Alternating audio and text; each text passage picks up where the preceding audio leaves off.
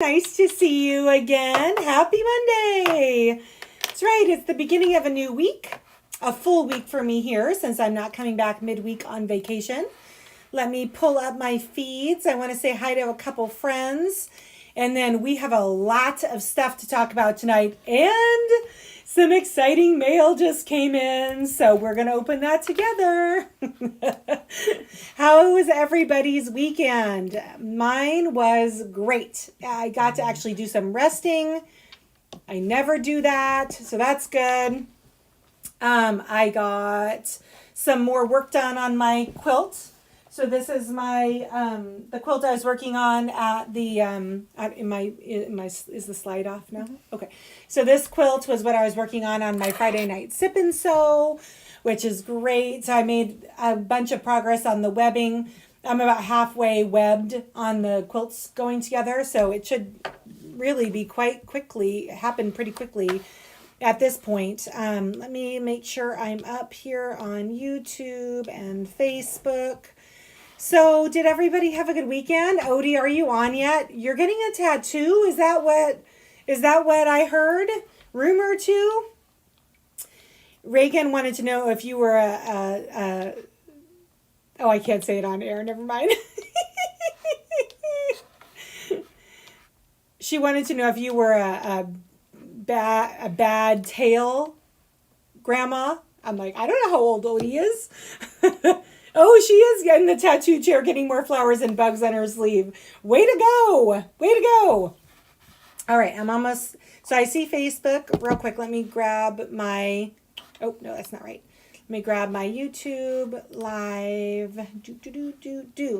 Okay, while I'm bringing this up, I need to let everybody know that I'm coming back to the Phoenix Valley in September. In fact, the schedule is now live. So if you are centrally located to Phoenix, I will be back at a Quilters Oasis in Mesa, Arizona, September 20th through the 24th. I will be offering some quilting classes, including a Quilt As You Go class and a beginning machine quilting class, as well as the Featherweight Spa Day, which is September 24th.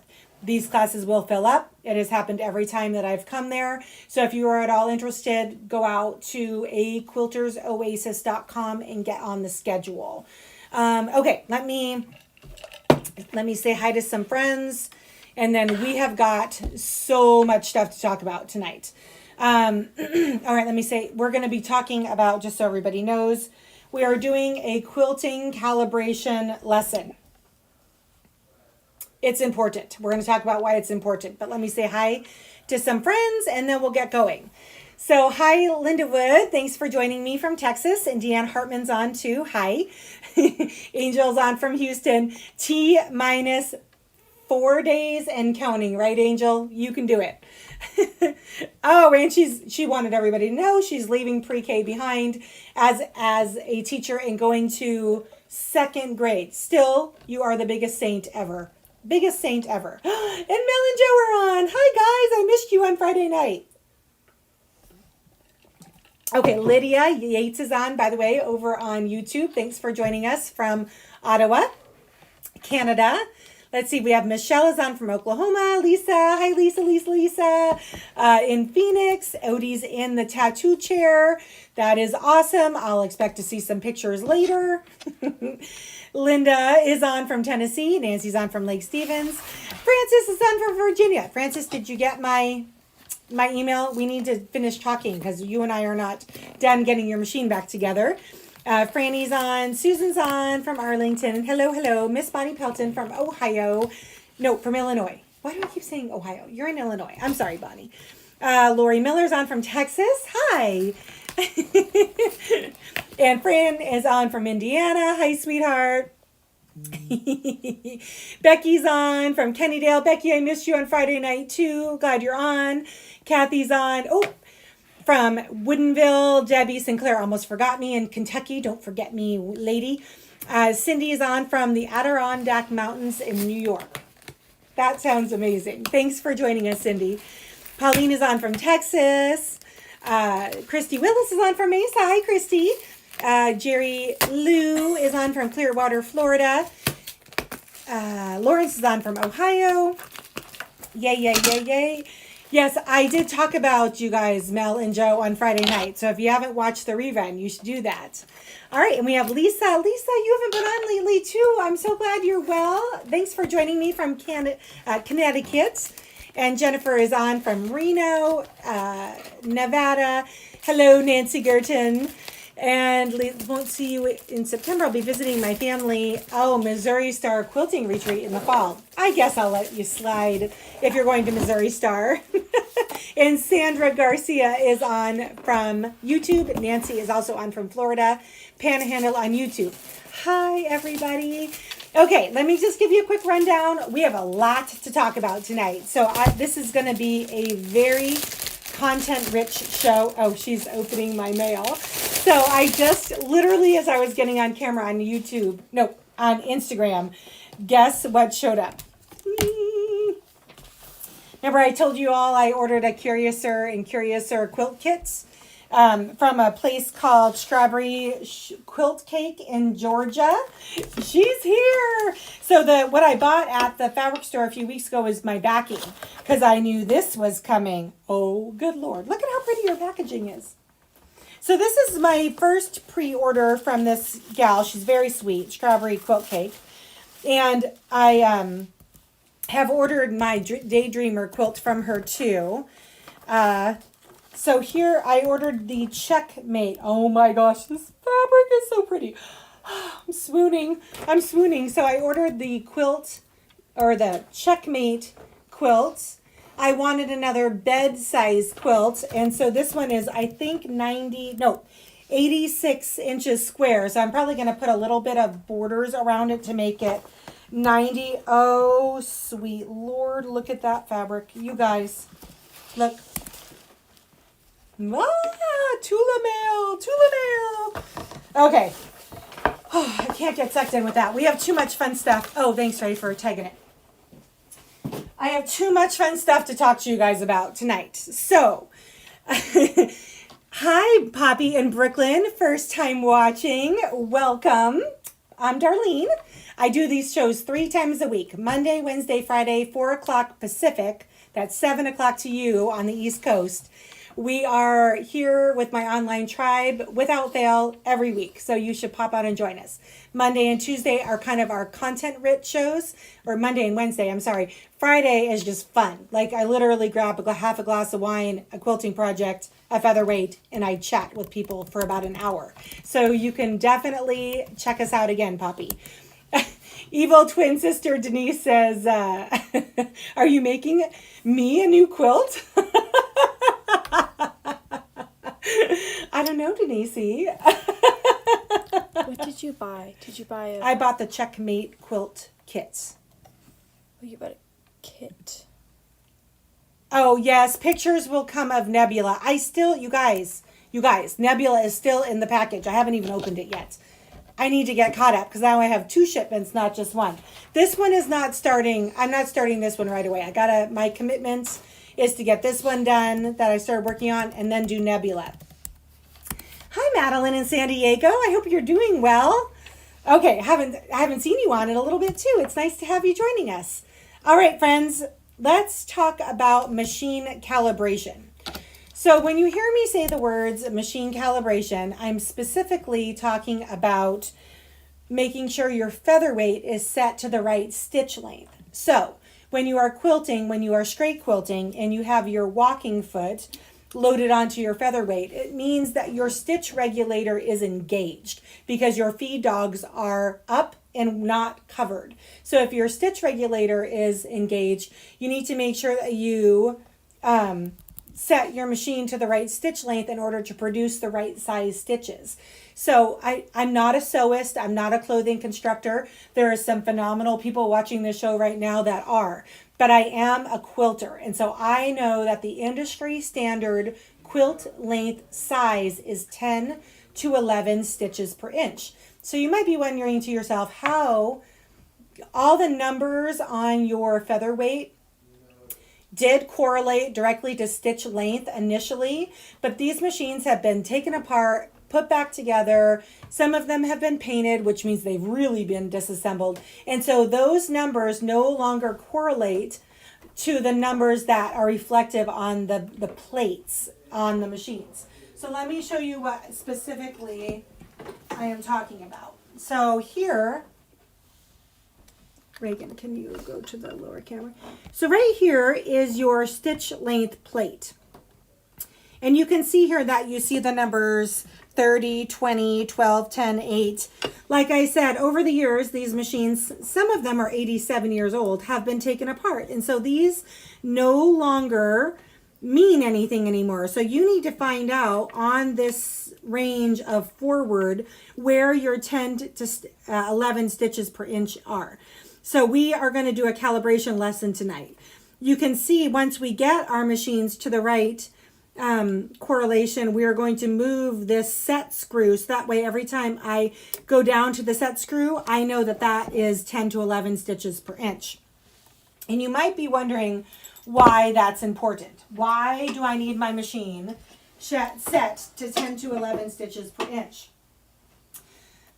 So the main reason is if you ever intend on submitting a quilt for judging at a quilting contest, you have to have the right stitch length. They will literally get out the ruler and measure it. And so it's really important that you have that proper stitch length. So this also holds true, by the way, for free motion quilting. It's just you're no longer, your stitch length or your stitch regulator is no longer engaged anymore because of the fact that you have your feed dogs covered. And so now you are the human stitch regulator. The machine is doing none of the work of creating the consistent cohesive stitches.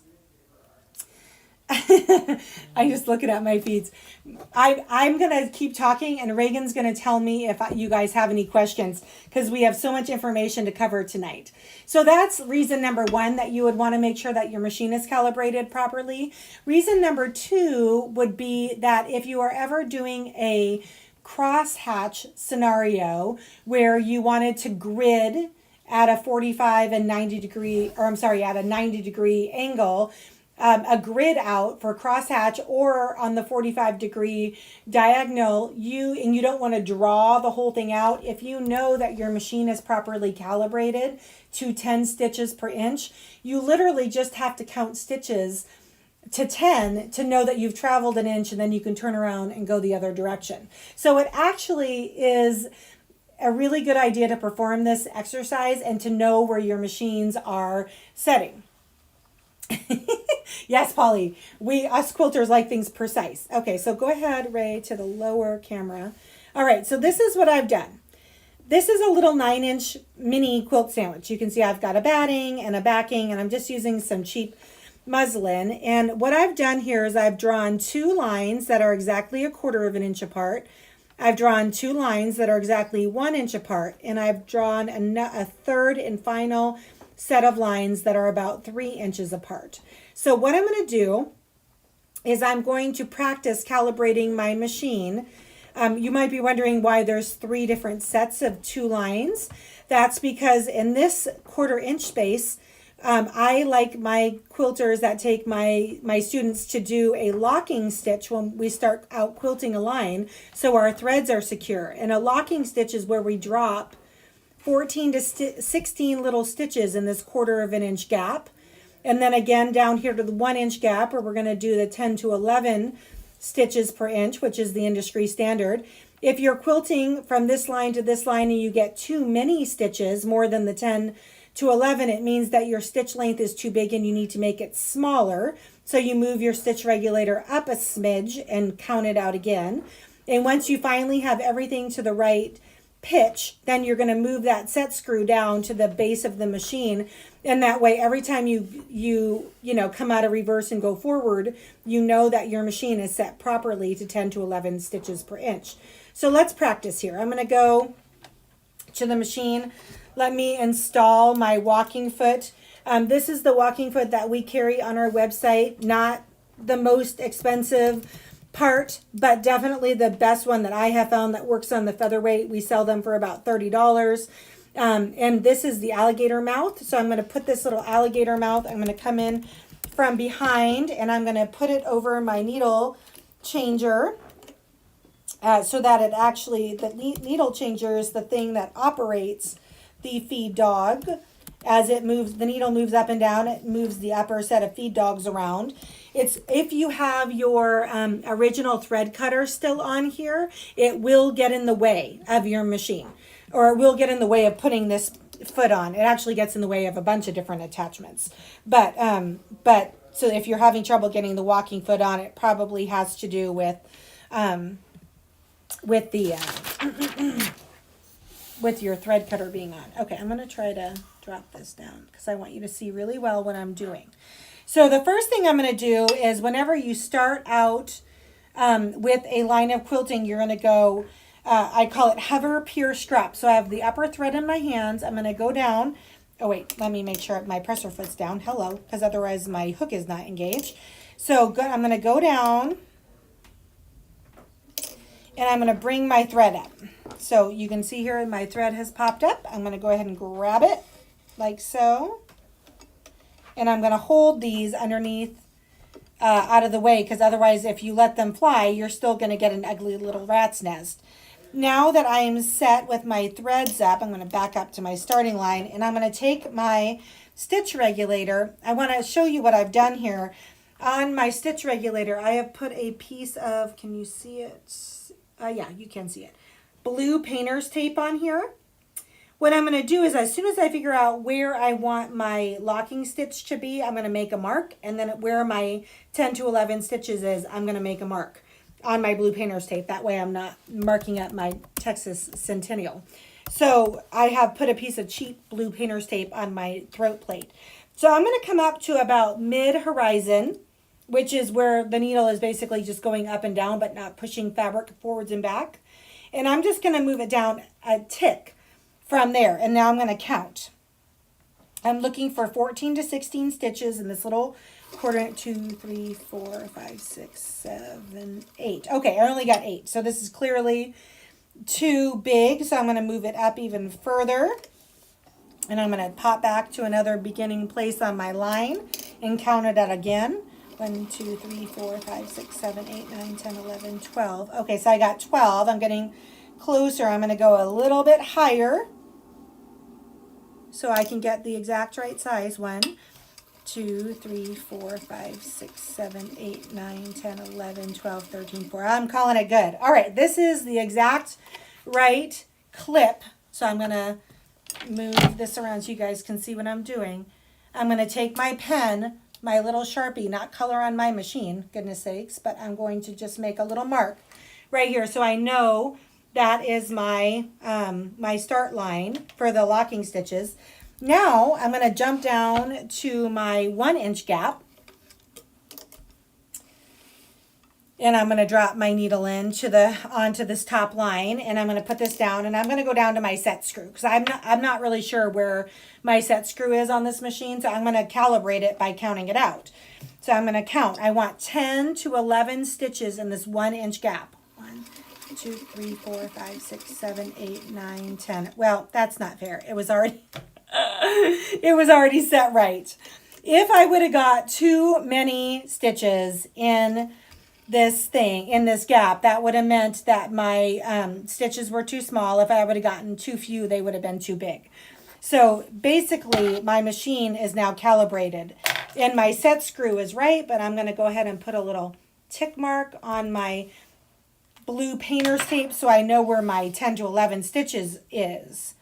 So in this last gap, what I'd like you guys to do is just practice getting everything secured beginning to end. So what we're going to do is we're going to start out by bringing our threads up. Oop, oop, I got a twist in my thread. Hold on. So I'm going to bring my threads up. I'm going to take my stitch to my locking stitch length first. Down and up. There's my bottom thread. I'm going to grab both threads, tuck them underneath my foot, and I'm going to eyeball about 1/4 inch because I know that I've calibrated my machine properly and I know what my stitch length is. So to eyeball about 1/4 inch, if you've ever tried to pick out little stitches, you know they're not going anywhere. So I'm going to go, yeah, that looks about right. That's 1/4 inch. And then I'm going to roll this down to my set screw and take it up against my mark.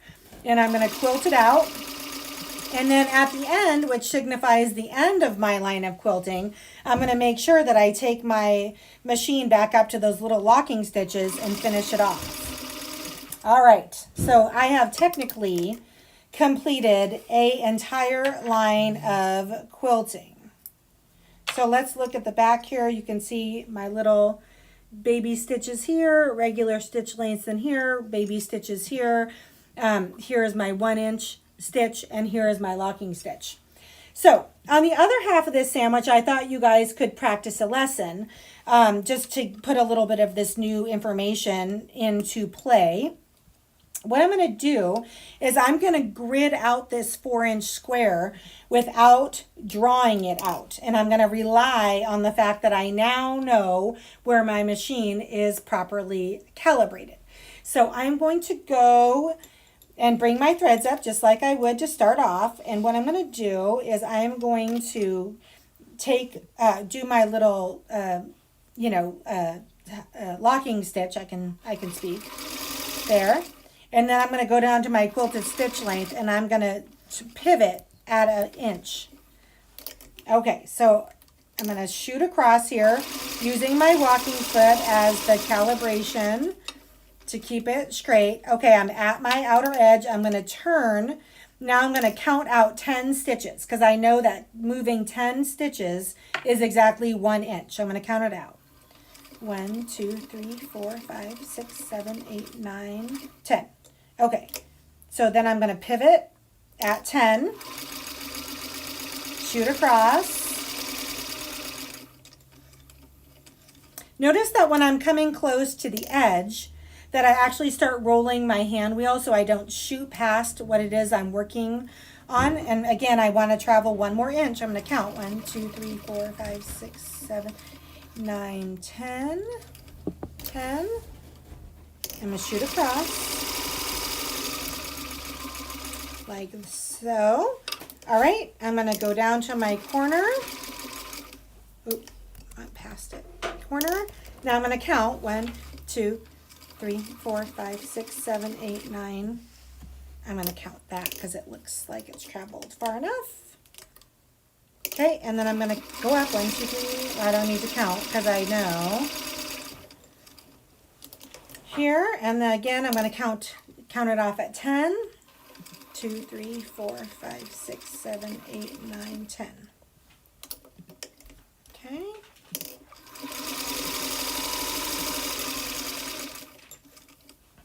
And keep going. 1, 2, 3, 4, 5, 6, 7, 8, 9, 10. All right. And now I'm coming to the end of my line of quilting, so I'm going to make sure I end with my little locking stitches so that my quilting does not come out. But as you can see here, I just quilted this whole little 4-inch box. 1 start, 1 stop, and they're all about 1 inch apart without having to mark it out. So let's go up top. So there you go. That is how you calibrate your machine. That is how you double check your calibration of your machine. So let me answer some questions and see where to go. Let's see. Using the set screw will also make sure this are reverse. Yes, correct. That is true. Correct, Polly. Polly over in UK says using the set screw will also make sure that the stitches when reversing are the same stitch count as going forward. Correct. Yes, ma'am. Let's see. Was there any other stitches here or questions here?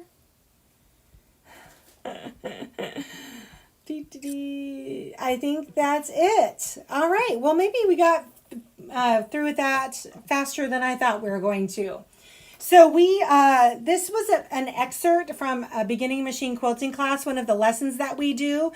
I think it's really important as you start to familiarize yourself with these machines that you can kind of lean in to knowing and counting on the machine producing a certain stitch length. It becomes really, really important as you kind of advance in your quilting journey to be able to know and count on. Now, just as a side note, because I do teach in that class all modern machines for machine quilting, not just featherweights, and just know that if you have a Janome or a Bernina or a Pfaff, whatever modern machine brand that you have, all of them have circuit boards unless they're vintage like this. And what that means is when the machines come up from being off, that it automatically goes to a set. The machine has a set established setting, and it's in millimeters. It's not stitches per inch, it's in millimeters. So like, for instance, the Bernina is, I believe it's 2.4 millimeters. The Brother is 3 millimeters. And don't necessarily count that even your modern machines are calibrated properly to the quilting machine stitch length. Because like, for instance, I happen to know, because I've tested it on many Berninas, that the Bernina stitch length is actually considered small. It's smaller than the 10 to 11 stitches industry standard. And I know that the Brother is too big. So I only say that to warn you that if you have a modern machine, don't count that factory setting from your manufacturer is the right millimeter setting for achieving the 10 to 11 stitches per inch. You should definitely do this lesson on your modern machine also. Let's see here. All right, so we have... You do not know about... Vivian can do locking stitches, Odie. Yes, she can. Lisa says, my new project machine is doing... Oh, yeah. Lisa found she rescued a 1936 or 39, Lisa, machine, and it's coming in tomorrow. So you will have lots of cleaning on your hands. I know what you're doing for the week. That's okay, Mary Carnes. Don't worry about being late. Oh, you did. Franny says this is all good information. She didn't know. I'm great. I'm glad I'm telling you guys new stuff. All right. Let's see. Amazing, amazing, amazing. I will be offering this full class. This is just an excerpt of the class coming up here this summer, probably in July after the 4th of July holiday. So you guys can look for it to go. You guys can look for it to go up on the website. All right. Is it white colored? Is a white machine? Oh, okay. I see what you're saying. Debbie wants to know if Odie is getting a featherweight tattoo. There is a featherweight tattoo I want to get. It's my dear friend that lives in Germany has one. It is pretty darn cool. But I have a couple tattoos, but they kind of hurt. So I'm a little chicken to get another one. It's funny. All right, girls and guys, Lawrence, thanks for joining me. That's awesome. I'm glad you guys found all this information interesting. All right, guys, I'm going to pop off. I'm going to join you again on Wednesday this week. We'll be on at 4 o'clock Pacific Standard Time on Facebook and YouTube, 10 minutes before on Instagram for the pre-show. And then I'll be back again on Friday for the Sip and Sew. Probably we'll be working on this guy right here. I can tell you that there is a Sip and Sew coming up in the near future, not this Friday, where Denise and I are going to be doing the Sip and Sew together. So look out. A good time and hilarity will be coming for everybody. The evil twins are in the room. Thank you guys so much for joining me. I hope you all have a great rest of your week, and I look forward to seeing you on Wednesday.